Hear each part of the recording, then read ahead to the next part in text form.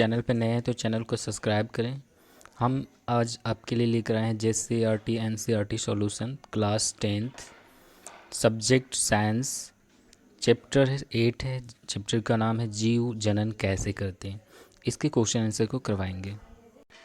Page number 142। इसमें question है, पहला क्वेश्चन कि DNA प्रतिकृति का प्रजनन में क्या महत्व है। तो इसका आंसर होगा जनन की मूल घटना DNA की प्रकृति बनाता है। DNA की प्रकृति बनाने के लिए कोशिकाएं विभिन्न रासायनिक क्रियाओं का उपयोग करती है। जनन कोशिकाओं में इस प्रकार DNA की दो प्रतिकृतियां बनती हैं। पहला जो है, जनन के दौरान DNA की प्रतिकृतियां का जीव की शारीरिक संरचना एवं डिज़ाइन के लिए अत्यंत महत्वपूर्ण है, जो कि जीवों की विशिष्ट स्थान में रहने के योग्य बनाती है। दूसरा क्वेश्चन है यहाँ पे कि जीवों में विभिन्न स्पेसीज के लिए दो लाभदायक हैं परंतु विशिष्टि के लिए आवश्यक नहीं है, क्यों। तो इसका आंसर होगा कि जीवों में विभिन्नता स्पेसीज के लिए दो लाभदायक हैं परंतु विशिष्टि के लिए आवश्यक नहीं, क्योंकि जीवों में विभिन्नता उनकी स्पेसीज प्रकृति की समष्टि को स्थायित्व प्रदान करता है। कोई भी एक समष्टि अपने निकेत के प्रति अनुकूल होते हैं, परंतु विषम परिस्थितियों में वे जब कोई निकेत उनके अनुकूल नहीं रह जाता है तब यही विभिन्नताएं उनकी समष्टि के समूल विनाश से बचाता है।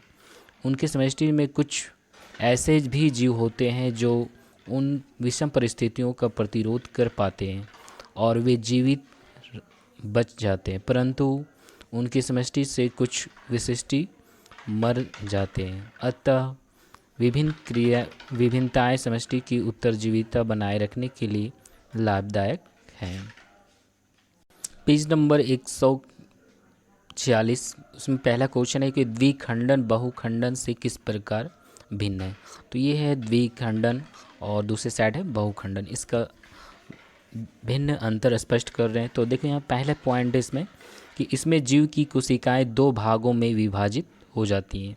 इसमें दिया हुआ है बहुखंडन में इसमें जीव की कोशिकाएं अनेक भागों में विभाजित हो जाती हैं। दूसरा पॉइंट है द्विखंडन में कोशिकाएं कुछ जीव जैसे अमीबा में कोशिका का विभाजन किसी भी तल से हो जाता है, जबकि लेशमानिया जैसे जीवों में कोशिका विभाजन के निर्धारित तल से होता है। दूसरा पॉइंट है यहाँ पे बहुखंडन जीव अनेक संतति कोशिकाओं में विभाजित हो जाते हैं, जैसे इसका प्लाज्मोडियम इसका उदाहरण है। दूसरा क्वेश्चन है यहाँ पे कि बीजाणु द्वारा जनन से जीव किस प्रकार लाभान्वित होता है। तो इसमें इसका आंसर है कि बीजाणु एक ही विशेष प्रकार का प्रजनन संरचना है जो बहुत हल्के होते हैं एवं कई कारणों से ये बीजाणु अपने गुच्छ से अलग होकर इधर उधर फैल जाते हैं। ये जीव के जनन भाग होते हैं जो विषम परिस्थितियों में भी इनकी मोटी भित्ति के कारण सुरक्षित रहते हैं और नम सतह से संपर्क में आते ही वृद्धि करने लगते हैं।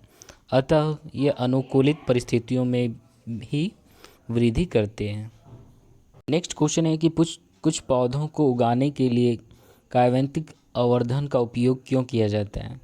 तो इसका आंसर है कि कुछ पौधे को उगाने के लिए काव्यांतिक प्रवर्धन का उपयोग किया जाता है। इसमें पहला पॉइंट है कि जिन पौधों में बीज उत्पन्न करने की क्षमता नहीं होती है उनका प्रजनन कायिक प्रवर्धन द्वारा ही किया जाता है। दूसरा है, इस विधि द्वारा उगाए गए पौधों में बीज द्वारा उगाए गए पौधों की अपेक्षा कम समय में फल और फूल लगने लगते हैं। तीसरा पॉइंट है, इस विधि के द्वारा उगाए गए पौधों में फल एवं फूल जनन पौधों के समान ही होते हैं। जैसे हम लोग अपने गांव में कहते हैं कलमी का पौधा, वही उसी प्रकार। नेक्स्ट क्वेश्चन है यहाँ पे DNA की प्रतिकृतियाँ बनाना जनन के लिए क्यों आवश्यक है। तो इसका कारण है क्योंकि पहला पॉइंट है क्योंकि DNA की प्रतिकृति को बनाना जनन की मूल घटना है जो संतति जीव में जैव विकास के लिए उत्तरदायी है। दूसरा है यहाँ पे कोशिका के केंद्रक के डीएनए में प्रोटीन संश्लेषण हेतु सूचना निहित होती है। डीएनए की प्रतिकृति बनाने के समय जिस तरह की सूचनाएं प्रतिकृति में शामिल होती है, बनाने वाला प्रोटीन भी उसी प्रकार का बनता है। नेक्स्ट पॉइंट है, भिन्न भिन्न प्रोटीन के कारण जीवों में शारीरिक अभिकल्म में भी विविधता आ जाती है। संतति कोशिका समान होते हुए भी किसी न किसी रूप में एक दूसरे से भिन्न होती है। चौथा है यहाँ पे, डीएनए की प्रतिकृति में मौलिक डीएनए से कुछ परिवर्तन होता है, मूलतः समरूप नहीं होते हैं, अतः जनन के बाद इन पीढ़ियों में सहन करने की क्षमता होती है। इसके बाद नेक्स्ट पॉइंट है, डीएनए की प्रतिकृतियों में यह परिवर्तनशील परिस्थितियों में भी जीवित रहने की क्षमता प्रदान करती है। नेक्स्ट पॉइंट है, डीएनए की प्रतिकृतियों में परिवर्तन विभिन्नताएं लाती है जो जीवों की उत्तरजीविता बनाए रखती है। नेक्स्ट है पेज नंबर 154। इसमें पहला क्वेश्चन जो है, परागकण क्रिया निषेचन से किस प्रकार भिन्न है। तो यहाँ पे परागकण के बारे में पहले चर्चा करते हैं। तो परागकण में पहला पॉइंट है, परागकण से परागकणों की वर्तिकाग्र तक का परिवहन परागकण क्रिया कहलाती है। दूसरा है, इसमें कोशिकाएं संगलित नहीं होती है। तीसरा है यहाँ पे, इस क्रिया को पूर्ण करने के लिए कार्यवाहकों का इंतजार करना पड़ता है। नेक्स्ट है यहाँ निषेचन। निषेचन में पहला पॉइंट है, नर व मादा युग्मों का संयोजन निषेचन कहलाता है। दूसरा है, इसमें नर व मादा कोशिकाएं संगलित होती हैं। तीसरा है, यह क्रिया स्वयं होती है। नेक्स्ट क्वेश्चन है यहाँ पे, शुक्राणुएं एवं प्रोस्टेट ग्रंथि की क्या भूमिकाएं हैं। तो शुक्राणुएं एवं प्रोस्टेट ग्रंथि नर में होती है तथा इनका स्राव शुक्राणुओं को पोषण देता है। प्रोस्टेट ग्रंथि में एक द्रव स्रावित होती है। इस स्राव के माध्यम से शुक्राणु मादा जनन के तंत्र में स्थानांतरित होते हैं, अतः ये जनन की क्रिया के लिए महत्वपूर्ण नर ग्रंथियां हैं। नेक्स्ट क्वेश्चन है थर्ड नंबर, यौनानव के समय लड़कियों में कौन से परिवर्तन दिखाई देते हैं। तो यौनानव, इसका आंसर होगा यौनानव के समय लड़कियों में दिखाई देने वाले परिवर्तन जो हैं, पहला है जननांगों के आसपास बाल आना। दूसरा है वक्षों के आकार में वृद्धि होना। तीसरा है राजस्व प्रारंभ आना, मतलब जिसको पीरियड कहते हैं। नेक्स्ट क्वेश्चन है 4, माँ के शरीर में गर्भाशय भ्रूण को पोषण किस प्रकार प्राप्त होता है। तो इसका आंसर होगा कि भ्रूण माँ के गर्भाशय में पोषित होता है, माँ के रक्त से पोषण प्राप्त करता है, माँ से प्लेसेंटा नामक यूतक से जुड़ा होता है तथा इसी के माध्यम से जल, ग्लूकोज, ऑक्सीजन एवं अन्य पोषण तत्व प्राप्त करता है। नेक्स्ट क्वेश्चन है 5वां, कि यदि कोई महिला कॉपर टी का प्रयोग कर रही है तो क्या यह उसकी यौन संचारित रोगों से रक्षा करेगा। तो इसका आंसर होगा नहीं, कॉपर टी यौन संचारित रोगों का हस्तांतरण नहीं रोकता है। कॉपर टी केवल गर्भधारण को रोकती है। इसके बाद अभ्यास में क्वेश्चन है, पहला क्वेश्चन है कि अलैंगिक जनन मुकुलन द्वारा होता है। तो इसका आंसर क्या होगा, अमीबा, ईस्ट, प्लाज्मोडियम, और ये इसका आंसर जो होगा ये ईस्ट होगा। दूसरा क्वेश्चन है, निम्न में से कौन सा मानव में मादा जनन तंत्र का भाग नहीं है। तो मादा में जो है शुक्रवाहिका तंत्र, यह भाग नहीं होता है। नेक्स्ट यहाँ पे क्वेश्चन है, प्राककोश में होते हैं। तो पहला बोल रहा है बाह्यदल, अंडाशय, अंडप, तो इसका आंसर जो होगा ये होगा परागकण। नेक्स्ट क्वेश्चन है यहाँ पे, अलैंगिक जनन की अपेक्षा लैंगिक जनन से क्या लाभ है।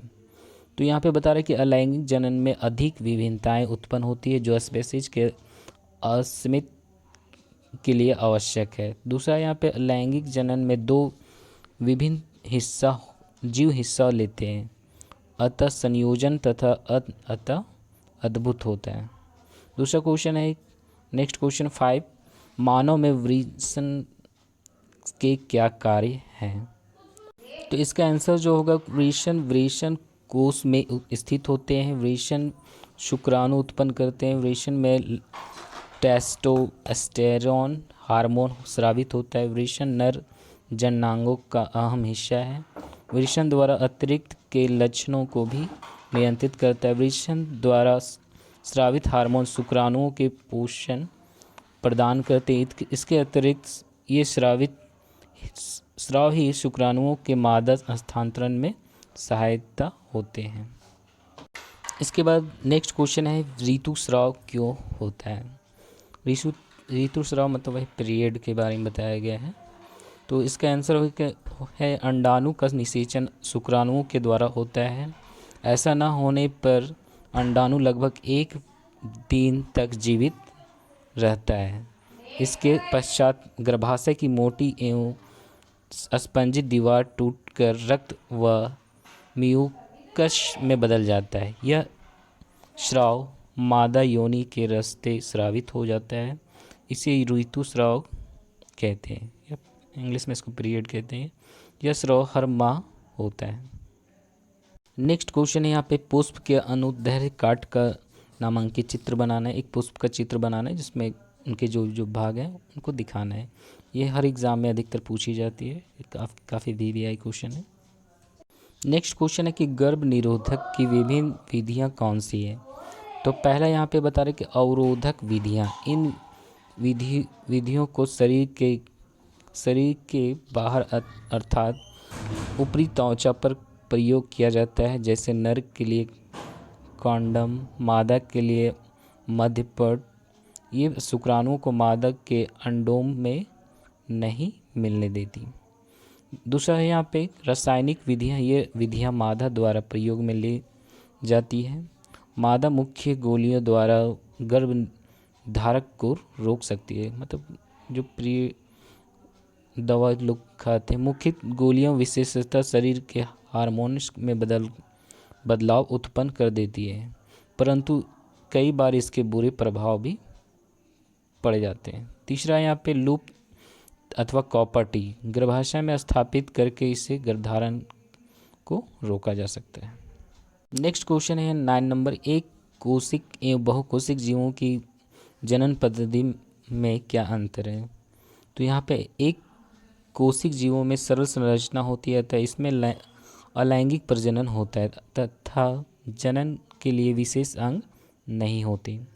इनमें जनन 2 प्रकार के होते हैं। पहला है द्विखंडन और दूसरा है बहुखंडन।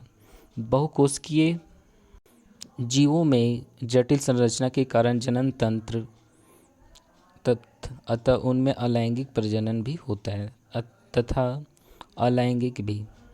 नेक्स्ट क्वेश्चन है 10 नंबर, जनन किसी स्पेसीज के समष्टि के स्थायित्व में किस प्रकार सहायक है? तो इसका आंसर होगा कि जनन की मूल संरचना DNA की प्रतिकृति बनाता है। कोशिकाएं विभिन्न रासायनिक प्रक्रियाएं DNA की 2 प्रतिकृति बनाती है। यह जीव की संरचना एवं पैटर्न के लिए उत्तरदायी है।